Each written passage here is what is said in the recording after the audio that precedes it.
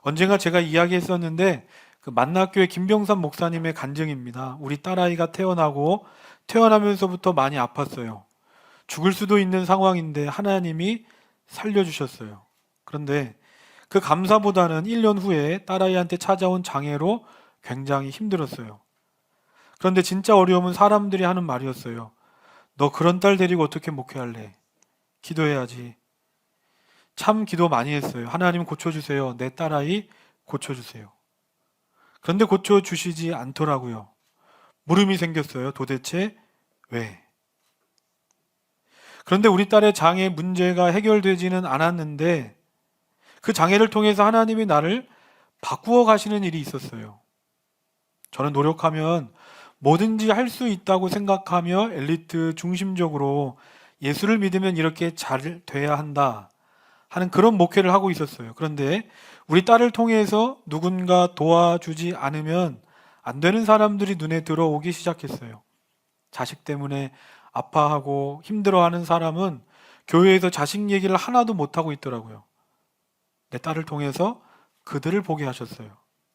여러분, 인생의 여정이라고 하는 것은 모두에게 동일하지 않아요. 누군가는 더 험한 길을 가기도 하고 누군가는 조금 더 편안한 길을 갈 때도 있어요. 우리에게 필요한 건 하나님 앞에서 나의 문제와 삶을 직면하는 것이라고 생각해요. 제가 모든 사람에게 답을 해줄 수 있다거나 나의 인생의 모든 답을 얻을 수 있다면 하나님을 안 믿을 것 같아요. 내가 아는데 왜 믿겠어요? 그래서 해결되지 않는 문제들을 통해 여전히 내가 하나님을 의지할 수밖에 없다는 걸 알게 되는 거예요.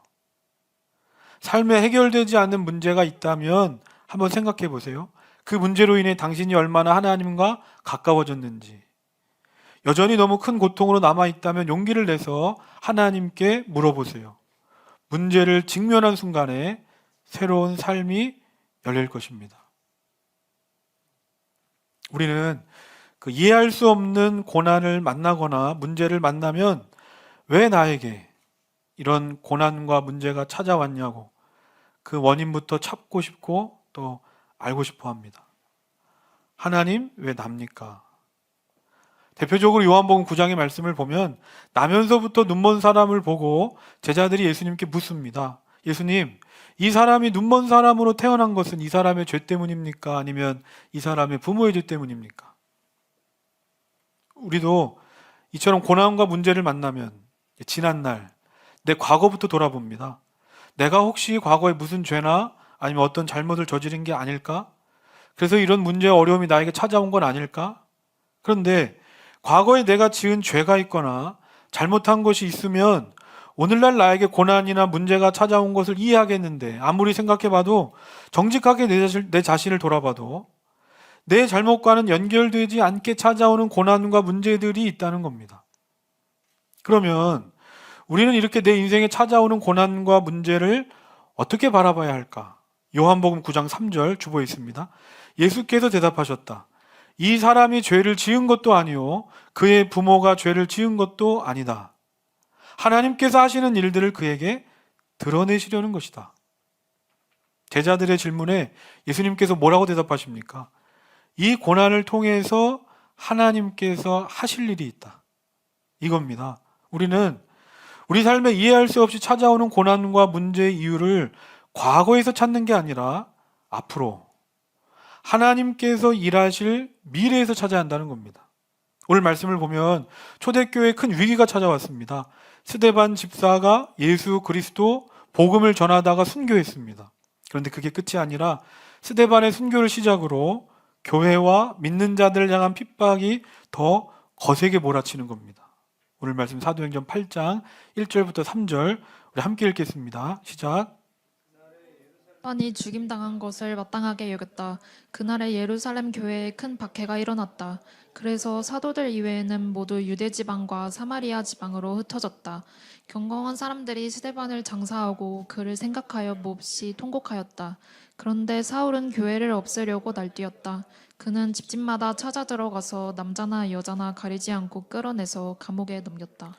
이 초대교회와 성도들을 향한 핍박이 얼마나 심했는지 3절 보면 사울은 교회를 없애려고 날뛰었다. 우리가 보는 세번역 성경에서는 날뛰었다라고 표현하는데 이 개역개정 성경에서는 사울이 교회를 잔멸할세라고 표현합니다. 잔멸할세. 여기서 쓰인 잔멸하다라는 말은 이 멧돼지가 밭에 들어가 날뛰면서 밭을 엉망으로 만들어 놓는 상태를 쓰는 말이라는 겁니다. 마치 멧돼지가 날뛰듯이 지금 이 사울이라는 사람을 중심으로 어찌나 심각하게 초대교회와 성도들을 뒤흔들어 놓는지 모를 정도로 엄청난 박해와 핍박이 몰아치고 있습니다. 우린 여기서 생각하게 됩니다. 스데반이 복음을 전하다가 순교했습니다. 자기를 위한 일이 아니었습니다. 하나님을 위해서 자신의 생명을 드렸습니다. 엄청난 희생과 헌신입니다. 그런데 하나님께서는 이에 그를 잘했다, 칭찬해 주시거나 그에게 무슨 보상을 해 주시는 게 아니라 오히려 더 큰 고난이 찾아왔다는 겁니다. 뭔가 이상하지 않습니까? 하나님을 위해 순교했는데 순교의 결과가 좋은 쪽으로 가는 게 아니라 나쁜 쪽으로 흘러갑니다. 만약에 오늘 나에게, 여러분에게 이런 일이 찾아왔다고 한다면 어떠시겠습니까? 하나님을 위해 수고하고 헌신했는데 일이 잘 풀어지기는커녕 오히려 더 큰 문제와 고난이 찾아온다면, 내 가정과 직장과 교회에 더 큰 어려움과 시련이 찾아온다면 여러분 무슨 생각이 드시겠습니까? 우리가 인생을 살다가 보면 명확하게 원인과 결과가 이해되는 일보다 이해되지 않은 일들이 훨씬 더 많이 일어납니다. 아무리 보고 또 봐도 그럼 해석이 안 되는 겁니다. 왜 이런 일이 나에게 일어났을까? 그런데 놀라운 것은 분명 이 일이 일어났을 때는 너무나 힘들고 괴롭고 불행했는데 시간이 지나고 어느 날 과거의 그 일이 오늘의 이 일을 위해서 하나님께서 계획하신 일이었음을 알게 되는 때가 있고, 반대로 그 당시에는 잘 되는 것 같아서 기분이 좋고 행복했는데 나중에 돌이켜보면 오히려 그때 그 일로 인해서 지금의 내가 얼마나 힘들고 괴로워지는지, 그런 경우가 있다는 겁니다. 오늘 초대교회와 성도들의 상황이 이와 같습니다. 스데반의 순교를 계기로 이전에 볼 수 없었던 대규모 박해가 시작돼서 교회를 끝까지 지키기로 남은 사도들을 제외하고 약 1만 명이 넘는 성도들이 뿔뿔이 흩어지기 시작했습니다. 우리 교회가 잘 돼서 부흥해서 교회 자리가 좁아서 교회를 옮기는 게 아닙니다. 강제로 쫓겨났습니다. 교회에서 함께 행복하게 신앙생활했던 이들을 이제 다시는 보지 못하게 될지도 모릅니다. 교회뿐만이 아닙니다. 내가 지금까지 살던 삶의 터전, 정든 곳을 떠나야 합니다. 그러면 이때 초대교회 성도들의 마음이 어땠을까? 이렇게 흩어진 초대교회 성도들은 이후에 어떤 삶을 살았을까? 그런데 박해를 피해서 뿔뿔이 흩어졌던 초대교회 성도들의 반응이 놀랍습니다. 오늘 말씀 4절입니다. 함께 읽겠습니다. 시작. 그런데 흩어진 사람들은 두루 돌아다니면서 말씀을 전하였다. 이들이 지금 왜 흩어졌습니까? 왜 도망 다니게 됐습니까? 다 복음 때문입니다. 복음 때문에. 단지 예수 그리스도를 믿고 복음을 전한다는 이유로 고생하지 않아도 될 고생을 사서 하고 있는데, 그럼에도 불구하고 이들은 흩어져서 두루 다니며 복음을 전하고 있다. 이해할 수 없는 고난과 문제가 찾아왔습니다. 그러면 두 가지 반응이 있는 겁니다. 첫 번째는 내가 지금까지 복음을 위해 살았는데 오히려 더 큰 문제와 어려움이 찾아오니까 안 되겠다. 이건 아닌 것 같다. 여기서 그만두자. 하나님을 원망하고 지난 날을 후회하면서 도망쳤다면 거기서 끝났을 겁니다. 그런데 그의 반대 반응이 있습니다. 누가 뭐라고 하든 침묵하지 않습니다. 설령 뜻하지 않은 고난과 어려움이 찾아왔다고 원망하거나 후회하거나 두려워하지 않는다는 겁니다. 그리고 오히려 이전보다 더 열심히 복음을 전합니다. 그러니까 어떻게 됩니까? 그때부터는 고난을 피해 도망친 도망자가 아니라 흩어져 복음을 전하는 사명자가 되는 겁니다. 아니 그러면 말이 쉽지 어떻게 초대교회 성도들은 이 고난 앞에 흔들리거나 도망치지 않고 오히려 이전보다 더 열심히 어떻게 복음을 전할 수 있었을까? 앞서 봤듯이 이 사울이란 사람을 중심으로 이 복음을 박해하는 이들이 교회는 물론이고 성도들의 집집마다 들이닥쳤습니다. 그래서 초대교회 성도들은 정신없이 집을 나와 뿔뿔이 흩어졌습니다. 그러면서 누군가는 그때 유대로 도망치고 누군가는 사마리아로 도망치고 또 누군가는 다른 땅끝으로 흩어져 가는 걸 보면서 이 초대교회 성도들 모두가 깨달아지는 겁니다. 아, 이것이구나. 이것 때문에 하나님께서 우리에게 고난을 주시고 우리를 흩으셨구나. 이게 뭡니까? 사도행전 1장 8절. 그러나 성령이 너희에게 내리시면 너희는 능력을 받고 예루살렘과 온 유대와 사마리아에서 그리고 마침내 땅 끝에까지 이르러 내 증인이 될 것이다. 아, 예수님께서 하늘로 승천하시기 전에 하신 말씀, 명령이 있었지. 우리가 잊고 있었던 것뿐이지 하나님께서는 이 말씀을 이루시기 위해서 우리를 흩으신 것이구나. 그러니까 스데반의 순교 이후에 우리에게 찾아온 고난은 고난이 아니었고 어려움은 어려움이 아니었구나. 바로 우리를 통해 땅끝까지 복음을 전하고자 하셨던 하나님의 일하심의 방법이었구나. 이 사실이 깨달아지니까 그때부터 초대교회 성도들은 흩어지면 흩어질수록 오히려 그들의 마음은 복음에 대한 열정으로 더 뜨거워지는 겁니다. 초대교회는 예수님이 하늘로 승천하신 이후 예수님의 말씀대로 예루살렘에 모였습니다. 우리가 지난번 살펴봤던 그들은 그곳에서 성령을 받았고 그 이후에 초대교회는 놀라운 일들과 기적 속에 엄청난 부흥을 이뤘습니다. 그런데 거기서 문제가 생겼습니다. 무슨 문제냐? 교회가 잘 되고 편안하고 안락하니까 자기도 모르게 그곳을, 그 자리를 떠나려고 하지 않는다는 겁니다. 분명 예수님께서 떠나라고 하신 말씀이 있는데 마가복음 속에 베드로가 변화산에서 예수님의 영광을 보고 여기가 좋사오니 여기에 집을 짓고 평생 살자고 말했던 것처럼 초대교회 성도들도 예수님께서 하신 말씀 다 잊어버리고 그냥 이곳, 이 자리에 안주하려고 한다. 그러니까 오늘 말씀이 풀어지는 겁니다. 아, 흩어져야 하는데 흩어지지 않으니까 하나님이 흩으신 거구나. 왜냐하면 초대교회 성도들을 향한 하나님의 꿈은 예루살렘이 아니라 유대와 사마리아와 땅끝까지 가는 것이기 때문에 지금 이곳에서 누리는 것과는 비교할 수 없는 영광과 기쁨이 이들을 기다리고 있기 때문에 하나님께서는 그곳 그 자리로 초대교회와 성도들을 이끌어 가시기 위해서 고난이란 도구를 통해서 그들을 흩으신 것이구나. 내 등에 짐이 없었다면 이란 시가 있습니다. 내 등에 짐이 없었다면. 제가 읽겠습니다. 내 등에 짐이 없었다면 나는 세상을 바로 살지 못했을 겁니다.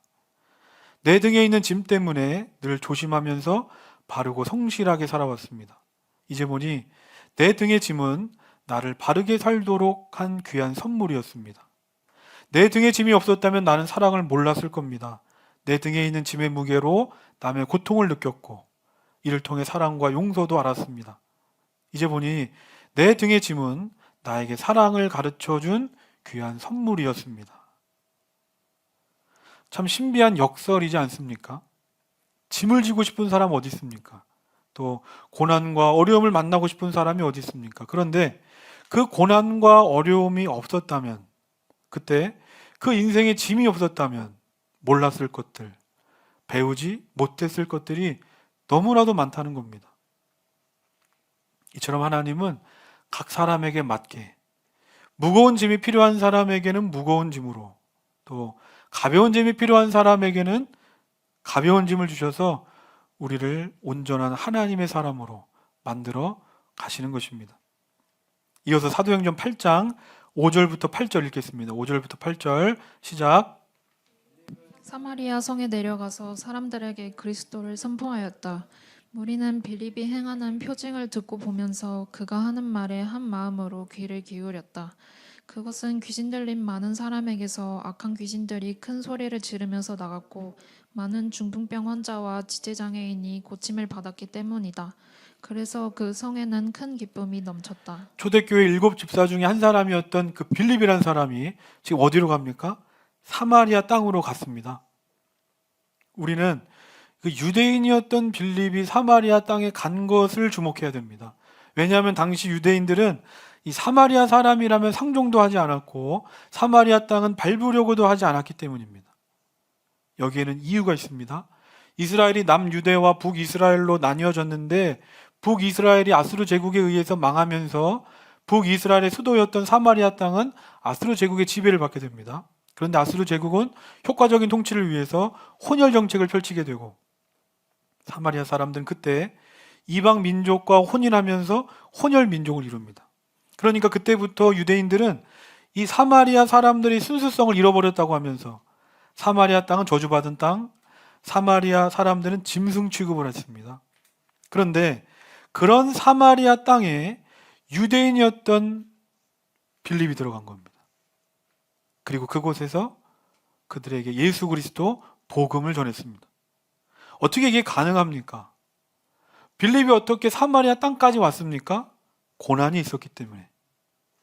고난을 통해서 흩어졌기 때문에 빌립은 한 번도 생각하지 못했던 사마리아로 가게 됐습니다. 이것이 무엇을 말하는 겁니까? 하나님께서는 고난을 통해서 때로 우리가 생각지도 못했던 것을 생각하게 하시고 또 고난을 통해서 보지 못했던 것을 보게 하십니다. 다시 말해서 고난을 통해서 내 삶의 지경을 넓히신다. 이게 바로 고난의 신비, 고난의 역설이 아닐까. 하나님께서 고난을 통해서 안정적이고 편안한 삶에 안주하려던 나를, 그리고 내가 하는 일과 사람을 우상으로 삼아 그것에 집착하던 나를 흩으시는 겁니다. 그리고 오로지 하나님의 말씀을 따라서 교회로서, 성도로서 살아가야 할, 나아가야 할 길을 가게 하신다. 그러므로 혹시 오늘 예배 가운데, 예배하는 성도들 가운데 익숙하고 내가 의지했던 곳에서 떠나 새로운 곳에서 새로운 시작을 하거나 새로운 시작을 앞둔 분이 계십니까? 초대교회 성도들이 흩어짐의 고난을 겪었듯이 그 시간 속에 경제적으로, 관계적으로, 또 미래적으로 여러 가지 어려움을 만날 수 있습니다. 하지만 그 어려움 앞에서 염려하지 않으시길 바랍니다. 왜냐하면 그곳, 그 자리, 그 일이 설령 세상적으로는 별 볼 일 없고 대단해 보이지 않는 자리일지 몰라도 하나님께서 나를 보내신 것은 나를 통해서 그곳, 그 자리, 그 일 가운데 하나님의 역사를 이루어 가시려고 하시기 때문인 줄 믿습니다. 오늘 말씀의 빌립을 보면 만약에 빌립이 그저 예루살렘 초대교회에 머물러 있었다면, 아니면 박해를 피해서 그저 가깝고 익숙했던 유대 땅 정도에 머물러 있었다면 빌립은 그냥 초대교회 집사 중에 한 사람으로 끝날 인생이었습니다. 그런데 그에게 고난이 찾아와서 흩어지게 됐을 때 누구도 가지 않는 길이었지만 누군가는 반드시 가야 할 길이었기 때문에 빌립이 누구도 가지 않고 모두가 말렸던 사마리아 땅으로 갔더니 그를 통해서 놀라운 하나님의 역사가 일어나는 것이 아니겠습니까? 우리 물결처치의 슬로건이 뭡니까? 바로 이제 모이는 교회, 흩어지는 교회입니다. 모이는 교회, 흩어지는 교회. 제가 주중에 이제 누구를 만나게 됐습니다. 그래서 만나면서 여러 가지 사정으로 그 집에서 나와 생활하는 그 10대 청소년들의 삶을 듣게 되고 그와 관련된 여러 가지 생각을 하는 시간이 있었습니다. 그러면서 제 안에 이런 생각이 가장 먼저 드는 겁니다. 아, 참 교회가 할 일이 많구나. 제가 개척하기 전이었다면 아마 만나지 못했을 것이고 또 생각하지 못했을 일인데 하나님은 이 교회를 개척하면서 저에게 참 많은 것들을 보여주시고 또 생각하게 하십니다. 도움을 받으면서 아직 자립도 하지 못한 우리 교회가 누구를 돕고 또 무슨 꿈을 꿉니까? 그런데 하나님께서는 지금의 이 고난과 흩어짐의 시간을 통해서 나를 내려놓게 하시고 내가 가야 할 길을 보여주시고 꿈꾸게 하시고 내 삶의 지경을 넓혀주시는 겁니다. 교회는 어떤 곳입니까? 교회는 모이는 곳입니다. 한국 교회는 예전보다 덜해졌다고 하지만 어느 나라 어느 교회보다 모이기를 잘하는 교회가 한국 교회입니다. 그래서 세계 어느 곳보다 볼 수 없는 놀라운 부흥을 이룬 것이 한국 교회입니다. 근데 그에 반해서 한국 교회는 흩어지는 교회로서는 좀 약하지 않았는가? 이게 무슨 말입니까? 이곳이 좋사오니 오늘 말씀의 초대교회처럼 예루살렘에만 머물면서 그저 교회만을 위한 교회, 성도만을 위한 성도로 어떻게 하면 더 높고 화려한 교회를 만들 수 있을까에만 집중하지 않았던가. 제가 지금 모이는 교회가 중요하지 않다고 말하는 게 아닙니다. 모여야 합니다. 그런데 제가 말씀드리고 싶은 건 모이는 교회가 중요한 것만큼 흩어지는 교회도 중요하다. 예루살렘을 넘어 유대와 사마리아 땅끝까지 볼 수 있는 교회가 되어야 한다. 왜냐하면 그것이 교회를 향한 하나님의 꿈이기 때문입니다. 여기서 말하는 유대, 사마리아 땅끝은 꼭 세계 선교를 말하는 게 아닙니다. 유대, 사마리아 땅끝은 내가 속한 가정이고 직장이고 학교이고 세상입니다. 아니 그러면 왜 우리는 모이는 건 잘하는데 흩어지는 건 못할까? 우리는 교회하면 늘 주일에 모이는 건물이 있는 교회만을 교회로 생각하고 그곳에서 드리는 예배만을 예배로 생각한다는 겁니다. 근데 그렇지 않습니다. 주일에 모여 예배 드리는 곳만 교회가 아니고 주일에 모여서 드리는 예배만 예배가 아니다. 그에 못지않게 중요한 교회가 있고 예배가 있는데 그것은 내 가정에서, 직장에서, 학교에서, 사회에서 내가 하나님께 드리는 예배다. 가정이 교회가 되어야 하고 직장이, 학교가, 세상이 교회가 되어야 한다. 주일에 교회에 와서 믿음의 사람들과 함께 예배드리고 교회로 살아가는 건 어려운 일이 아닙니다. 그런데 세상에서 또 내가 교회로 살고 세상에서 예배를 드린다? 초대교회 성도들이 그러했듯이 흩어지는 교회로 살아가는 것은 안락하고 편안한 내 삶의 자리에서 떠나는 것이고 세상으로부터 큰 고난과 어려움을 당할 수 있는 모험과도 같은 길이기 때문입니다. 그렇다면 누가 세상에서 교회로, 누가 일상의 예배자로 살 수 있는가? 바로 오늘 말씀의 제목입니다. 고난의 신비, 고난의 역설을 아는 사람만이 세상에서 교회로, 일상에서 예배자로 살 수 있는 줄로 믿습니다. 고난의 신비. 이 고난의 역설을 안다는 게 뭘까?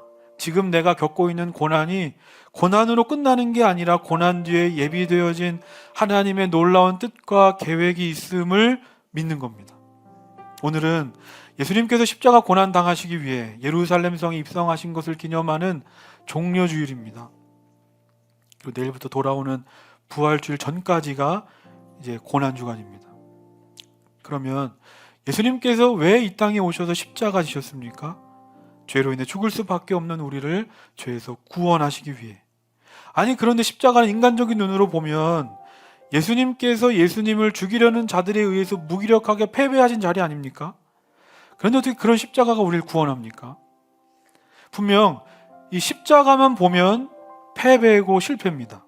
그런데 십자가가 끝이 아니라 십자가 너머에 부활이 있기 때문에 십자가가 죽음이 아니고 실패가 아니고 생명이고 승리가 되는 겁니다. 하나님 때문에 믿음으로 인하여 지금 고난과 어려움 가운데 계신 분이 있습니까? 고난과 어려움으로 인하여 낙심하거나 좌절하지 마시고 오히려 소망 가운데 더 담대하시길 바랍니다. 왜냐하면 십자가를 진 사람에게는 지금의 고난과는 비교할 수 없는 부활의 영광과 승리가 반드시 예비되어 있기 때문입니다. 아멘.